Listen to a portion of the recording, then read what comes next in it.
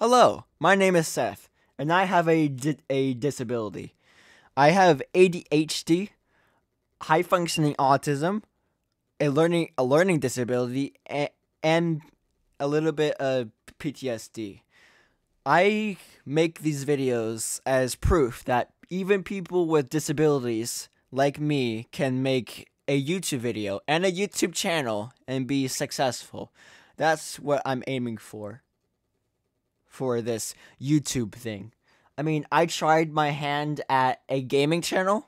It didn't work very well, but I hope that this time I found success this time. And I hope I can change some people's lives by being an inspiration for other people with disabilities to make YouTube videos on this platform. But not just me. I hope that all people in this in are all around the world can watch and listen to my videos and be inspired that even though I have a disability and I am challenged in daily life, I can still find the courage and speak up and tell and educate people about history, being an inspiration to generations to come for all people around this world.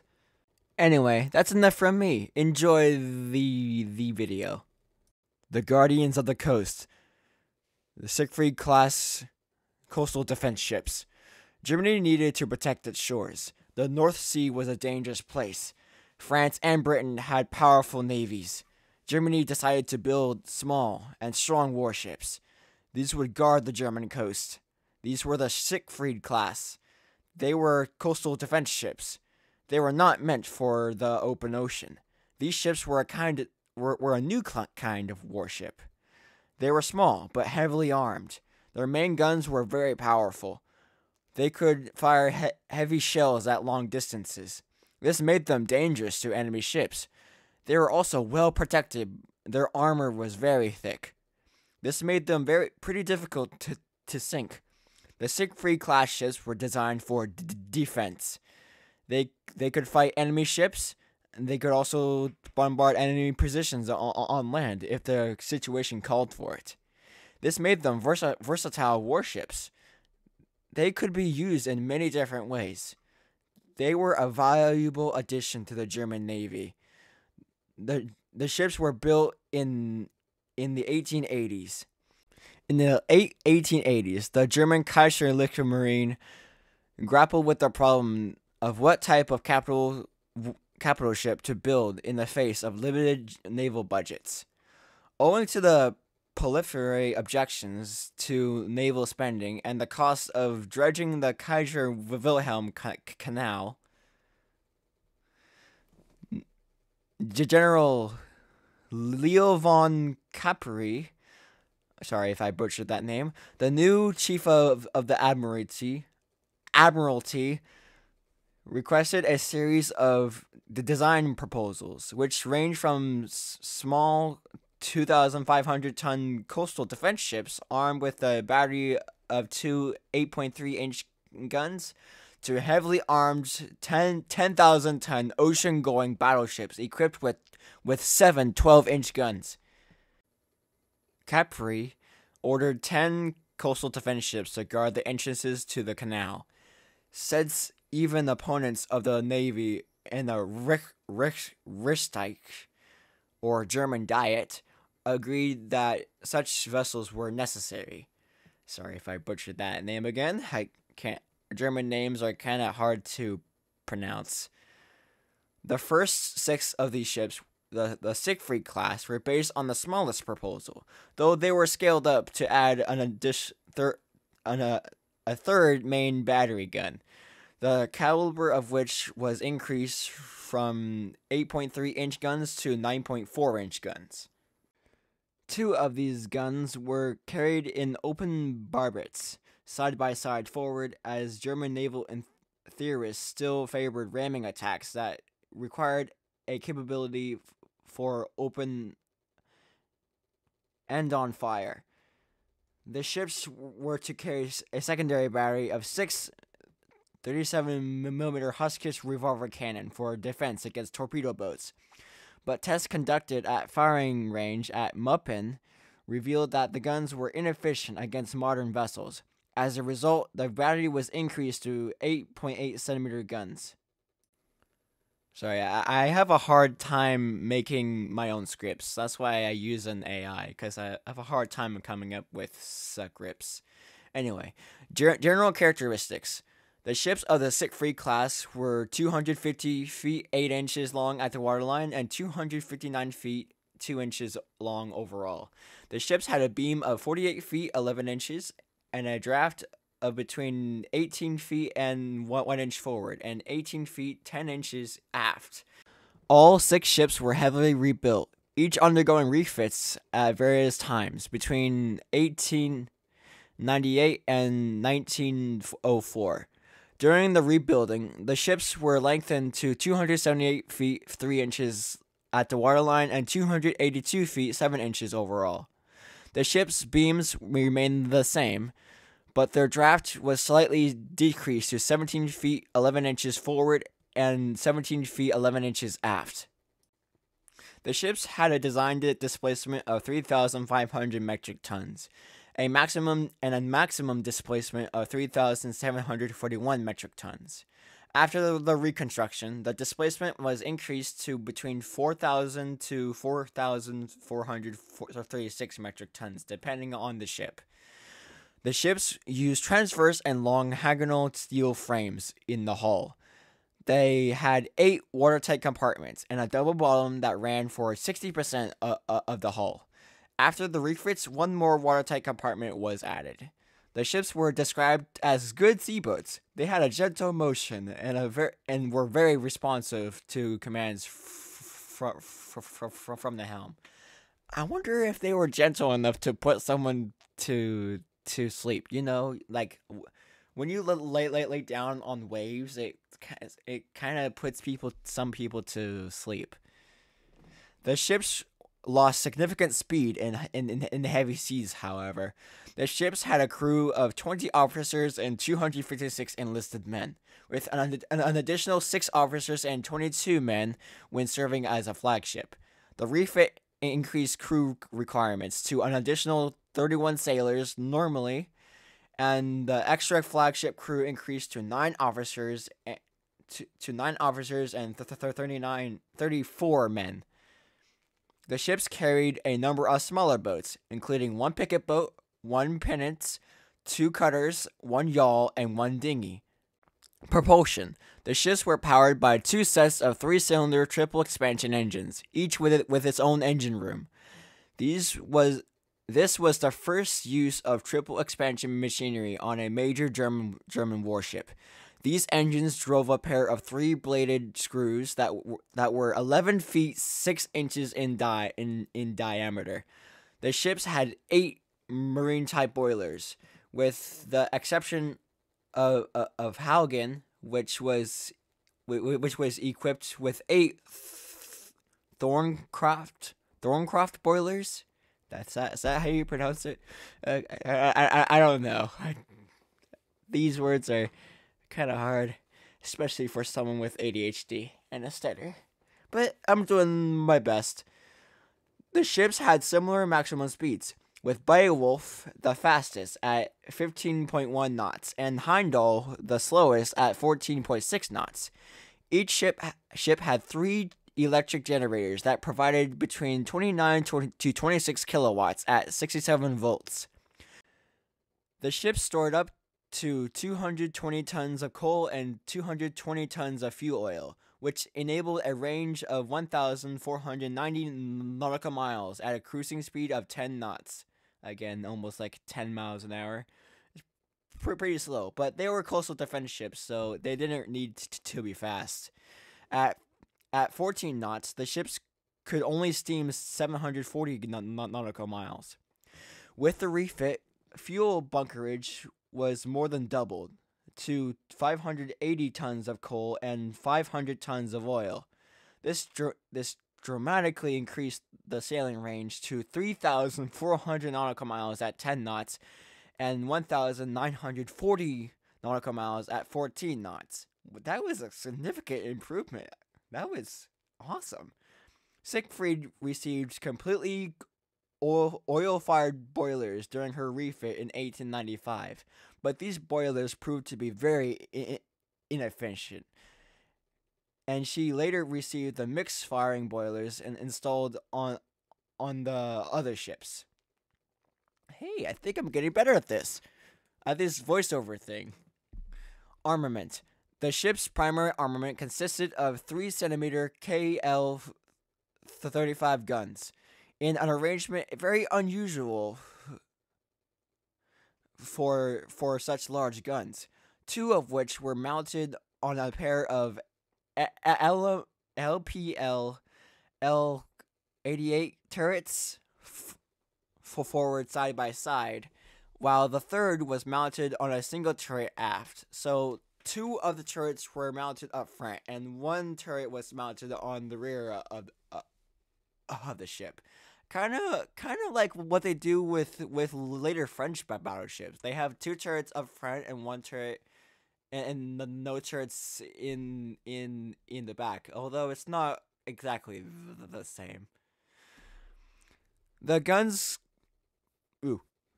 could train 550 degrees to either side of the center line, and depress to -4 degrees and elevate to 25 degrees. This enabled a maximum range of 8 miles. This was how far the guns could fire. The guns had an ammunition storage of 204 rounds and 68 shells per gun. The guns had a fire rate of 2 shells per minute. The 1895 design for the armor plating shell weighed 310 pounds, or 140 kilograms. The ships also had a secondary battery of 888 SK L-30 guns, with 1,500 rounds of ammo. Though Siegfried only had 6 of these guns. Sorry, I can't speak sometimes. After the refit, this was increased to 10 88-centimeter guns, and the munition storage correspondingly increased to 2,500 rounds. The 88-centimeter gun fired 22-pound projectiles at a muzzle velocity of 590 meters per second. I'm not sure if that's actually right, but it was on the wiki that I was reading off of. I just did the math, and yeah. The guns could sustain a rate of fire of approximately 15 rounds per minute. 6 machine guns were also temporarily fitted. The ships were also equipped with 4 35-centimeter, 14-inch torpedo tubes. Surprisingly, I wonder why that battleships at this time had torpedoes on them, even though battleships in the later times didn't have torpedoes. Even though the later German battleships like Scharnhorsts, Tirpitz, they all had torpedoes. A single salvo of torpedoes on each side of the ship. I wonder if that was a tradition among sailors. I mean, I think this was on Italian battleships too, as well as heavy cruisers like Japanese heavy cruisers, Furitake and Aruba, Taro, Takao. Although they were exceptionally deadly. I don't know how effective that they were, but they were. A heavy cruiser with torpedoes is deadly, but a battleship with torpedoes must be even deadlier. Although I'm not sure if those German battleships actually used those torpedoes in combat. I mean, Bismarck wasn't equipped with torpedoes, as far as I know. I could be completely wrong. I'm gonna hop into game real quick and show you. We'll start at Kuma. This is Kuma. As you can see, this is a light cruiser by the Japanese Imperial Navy. As you can see here, there are torpedoes. One up front here, one in the back.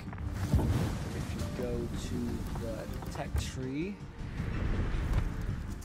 like Furutaka, this is a Japanese heavy cruiser. See here that there are torpedoes. These are good torpedoes too. I like using Furutaka.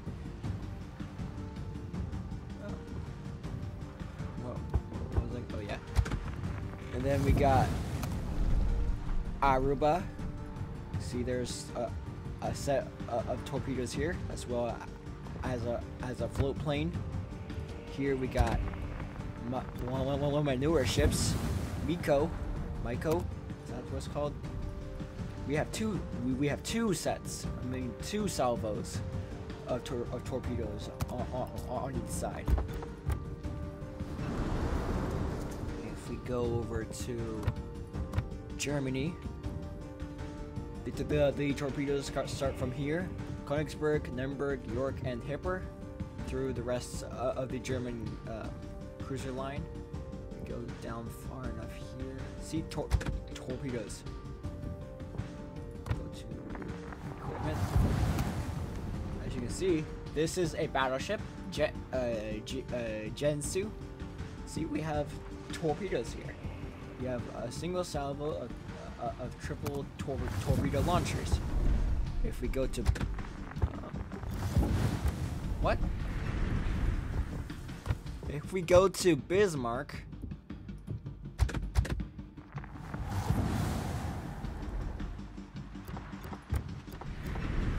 you can see that it doesn't have torpedoes. The torpedoes would have been mounted right here. But her sister ship, Tirpitz, which is over here.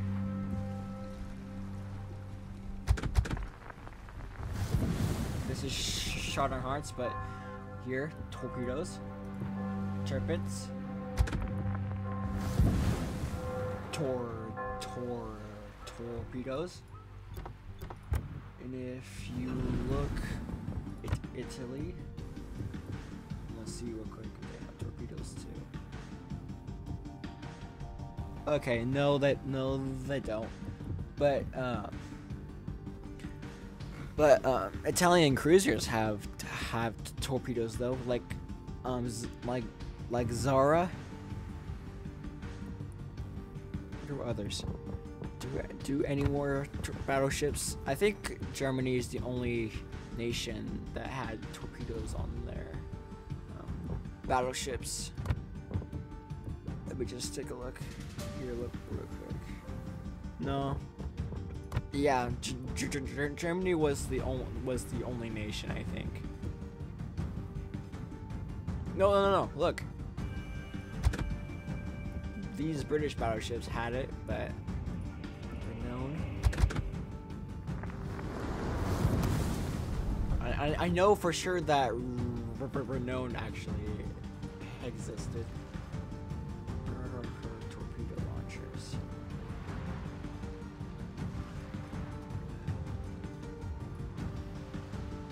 I can't find her torpedo launchers, but I think they're in the back.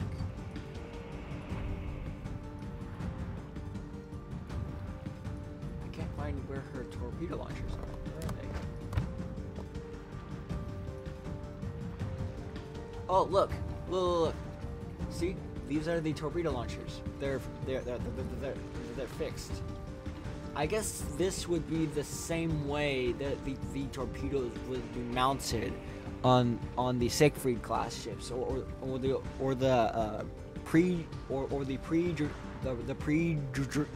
dreadnoughts and stuff. This would be where the torpedo launchers would be mounted. Besides that, UK,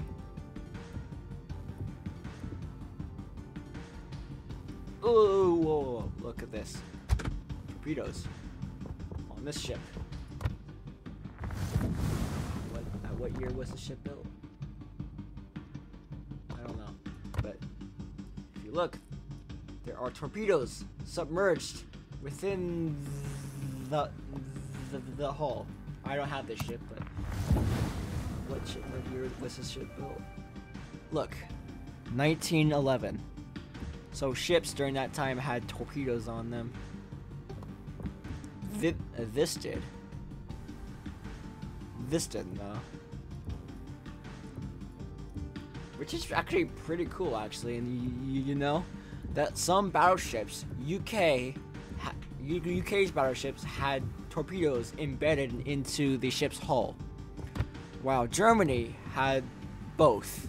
They had torpedo launchers embedded into their battleships at an early stage, but once they got to Gensu here, they started to mount torpedoes onto their battleships. Pretty cool, right? Alright, that's enough in-game stuff for me. Anyway, what was I reading off of? Oh yeah, one tube was mounted in the stern, in an above water swivel mount. Two were placed laterally, also above water. The fourth was in the bow. Pretty strange placement for torpedoes, but I have seen other ships who had this. The torpedoes were supplied with a total of 10 torpedoes. After the refit, the stern and lateral tubes were replaced with 45cm 10-inch weapons, which they were torpedoes. I don't know why the Wikipedia said weapons instead of torpedo tubes. But the lateral torpedo tubes were submerged. They had 8 torpedoes between them. The bow tube was retained, but also moved below the waterline. It had 3 torpedoes. Sorry if I butchered that line. I'm still working on getting these words right. Anyway, armor. The ship's armor consisted of compound steel for the first 3 ships, and cup armor for the last 3, coupled with teak, which was a type of very hard wood at that time. I mean, I think it was on the upper deck of the ship. I don't know. The upper section of the armored belt was 240 millimeters thick in the central citadel of the ship, and reduced to 180 millimeters at either end.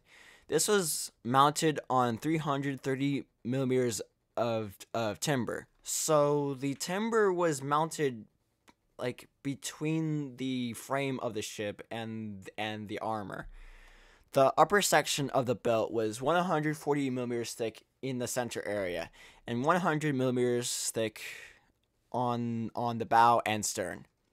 This position of the armored belt was mounted on 290 millimeters of timber.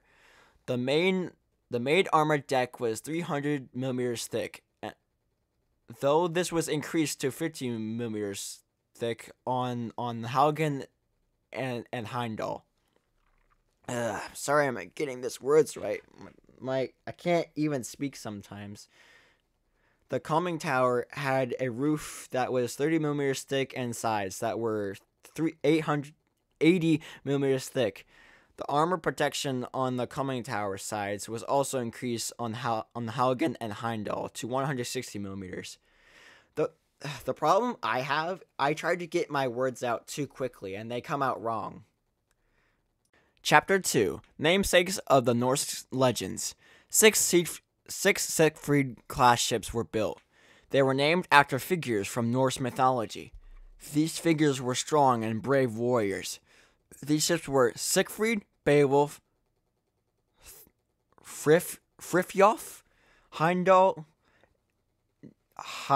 Heidband, and Hagen. Siegfried was the lead class of the ship. Siegfried was a hero who slayed a dragon. He was known for his strength and courage. Beowulf was the second vessel of the Siegfried class of defense ships. Beowulf was a hero who fought monsters. Beowulf was famous for his bravery and strength. Frithjof was the third vessel of the Siegfried class. Frithjof was a legendary Viking warrior. Frithjof was known for his seamanship and fighting skills. Heimdall was the fourth ship of the Siegfried class. Heimdall was the watchman for the gods. And in the movies, in the Marvel universe, he guards the gates to Asgard. I can't even speak. Please help me. I'm having a stroke. Heimdall was known for his valiance and his horn that could wake the dead. Heidband was the fifth ship of the class. Heidband was a warrior and a loyal follower. Heidband was known for his skill in battle and his loyalty to his king. Hagen was the final vessel of the Siegfried class. Hagen was a warrior who possessed great strength. Hagen was known for his fighting ability and his role in the epic poem of the Nibelungenlied. Is that how it's pronounced? I doubt that. I got it totally wrong. Anyway, these names reflected the ships on purpose. They were guardians of the German coast. They were the heroes of old, protecting their homeland.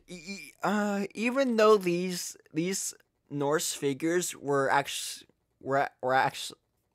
they from Norse mythology instead of German? Who knows? Names were also reflected the growing German nationalism of the time. Germany was a nation that was looking for a national identity. It found inspiration in its past. The Norse myths were a powerful symbol of German strength and courage. Siegfried-Class ships were more than just warships. They were symbols of German pride. Siegfried was laid down in 1888 by the German shipyard. She was launched on August 10th, 1889, completed on April 19th, and commissioned on the 29th of April, 1890. Beowulf was laid down in January 1890 by the A.G. Wessler shipyard. She was launched on November 8th, 1890, and was commissioned on April 1st, 1892. Hey, April Fool's Day. Maybe Beowulf was an April Fool's ship. So they got fooled by the watchmen of the gods, I guess. Frithjof was laid down in February 1890 by the same shipyard. She was launched on July 21st, 1891. That's right. And commissioned on the 23rd of February, 1893. Sorry, I'm reading off of a script and I can't read sometimes. Heimdall was laid down on November 2nd, 1891, by the Kaiserwift in Wilhelmshaven. She was launched on July 27th, 1892, and was commissioned in 1893. Heimdall was laid down in December 9th, 1890, by the Kaiserwift in Kiel. She was launched on August 6th, 1893, and commissioned on October 28th, 1893. Hagen was laid down in September 1891 by the Kaiserwift in Kiel. She was launched on the 21st of October, 1893, and commissioned on October 2nd, 1894. Chapter 3. The Calm Before the Storm. The Service History of the Siegfried-Class Ships. The Siegfried-Class ships had a long service life. The ships of the Siegfried-Class only saw limited service in their intended roles. The revolutions in capital shipbuilding in the first decade of the 20th century rapidly made these ships obsolete. The second naval law, passed on the 27th of March 1908, reduced the service life of all capital ships from 25 years to 20 years. This meant that the Siegfried-Class ships, along with a number of other vessels, were to be replaced as soon as possible. Siegfried, Beowulf, and Frithjof were replaced by the Helgoland-class battleships Helgoland, Thurgen, and Olkberg. Heimdall, Heidband, and Huygen were replaced by the Kaiser-class battleships Kaiser, Friedrich der Grosse, and Kaisern, respectively. As the new battleships were intended for offensive operations, the Siegfried-class were still retained for coast defense duties. The ships served in this capacity through the start of the First World War, until they were withdrawn from service in 1815. In 1915. I can't. Why? Why do I not read right? What's wrong with me? Everything is wrong with me. Afterward, all 6 ships served in a variety of secondary roles, primarily as barrack ships. All 6 ships were struck from the Naval Register on the 17th of June, 1919, shortly before the Treaty of Versailles, which ended the First World War, was signed. I can't even read right. The Treaty of Versailles was signed at the end of the First World War. There.